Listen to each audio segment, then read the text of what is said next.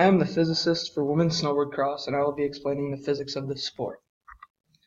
First, the first law of motion, which is an object stays at rest and an object stays in motion unless acted upon by an unbalanced force, affects my sport because the racers are at rest until the racers use their force to get their snowboard moving.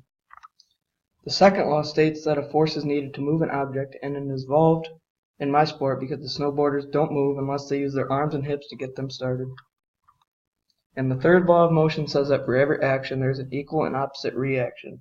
And in my sport, the snowboarders make an action by pulling on the starting poles, and the reaction is that they move. In snowboard cross, the course is about 0.6 miles long, and the average speed in 2010 in the Winter Olympics was 45 miles an hour.